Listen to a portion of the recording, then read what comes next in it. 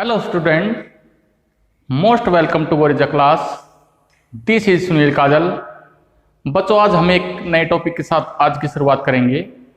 आज का जो टॉपिक हमारा वो है बच्चों मौलिक अधिकार। बच्चों संविधान के अंदर मौलिक अधिकारों का वर्णन किया गया है। संविधान के अंदर 6 मौलिक अधिकार है। वो कौन कौन से हैं उनके बारे में आज हम विस्तार से पढ़ेंगे।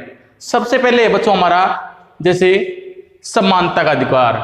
समानता का होता है सभी को बराबर समझना। इस अधिकार के अंदर बच्चों कानून के समक्ष सभी व्यक्तियों को बराबर माना जाता है।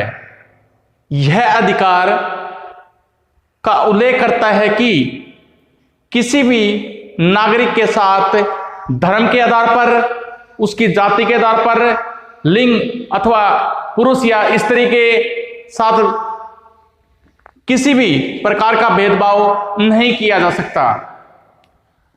प्रत्येक नागरिकों को जैसे सार्वजनिक जो चीजें हैं जैसे खेल के मैदान, होटलों, दुकानों, मंदिर मस्जिद आदि चीजों पर आजादी से जाने का पूर्ण अधिकार है। उनके साथ किसी भी प्रकार का भेदभाव नहीं किया जा सकता। सेकंड है बच्चों हमारा स्वतंत्रता का अधिकार। स्वतंत्रता का अधिकार का मतलब होता है पूर्ण रूप से आजादी मिलना। बच्चों इस अधिकार में व्यक्ति अपने हक के लिए पूर्ण रूप से बोल सकता है। अर्थात अगर उसके साथ किसी भी प्रकार का भेदभाव हो रहा है तो वो अपने हक के लिए पूर्ण रूप से बोल सकता है। इसके साथ है बच्चों वह बिना शस्त्रों मतलब बिना हथियारों के शांतिपूर्वक सभा करने का अधिकार पूर्ण रूप से उसे प्राप्त है। देश में वह किसी भी बाग में घूमने फिरने की किसी भी प्रकार की उसको मनाही नहीं है। वह पूर्ण रूप से किसी भी देश में आ जा सकता है। यह है बच्चों स्वतंत्रता का अधिकार। थर्ड है बच्चों शोषण के विरुद्ध अधिकार। शोषण का मतलब होता है बच्चों किसी के साथ भेदभाव करना। इसके बारे में देखते हैं बच्चों हमें इस अधिकार में कोई भी व्यक्ति किसी से बाल मजदूरी नहीं करवा सकता। बाल मजदूरी का अर्थ होता है बच्चों 14 वर्ष से कम आयु के बच्चों के साथ वह किसी भी होटलों, दुकानों आदि स्थानों पर उनसे मजदूरी नहीं करवा सकते। यह है बच्चों शोषण का अधिकार। अगर ऐसा कोई भी दुकानदार करता है तो उसके खिलाफ कानूनी कार्रवाई की जा सकती है। फोर्थ है बच्चों हमारा धर्म की स्वतंत्रता। धर्म बच्चों हमारे भारत में जैसे 4 धर्म है हिंदू, मुस्लिम, सिख, ईसाई। इसी प्रकार से जैसे धर्म की स्वतंत्रता इस अधिकार में बच्चों सभी अल्पसंख्यक का मतलब होता है जिन धर्म के अंदर लोगों की संख्या कम हो वह अपने धार्मिक स्थानों अथवा भाषाएं अपनी संस्कृति को बचाने के लिए इस अधिकार का प्रयोग कर सकता है।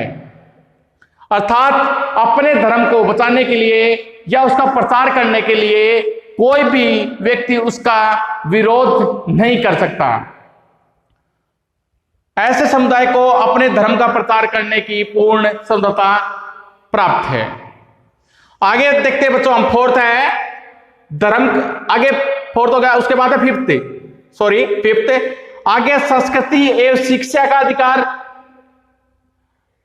इसके अंतर्गत बच्चों संविधान के अनुसार सभी अल्पसंख्यकों अर्थात कम समुदाय वाले लोग धार्मिक अथवा भाषाएं अपने विकास और संस्कृति के प्रचार के लिए शैक्षणिक संस्थाएं खोल सकता है। अर्थात कॉलेज, स्कूल आदि चीजों की स्थापना कर अपने धर्म, अपनी संस्कृति का प्रसार करने की पूर्ण आजादी है।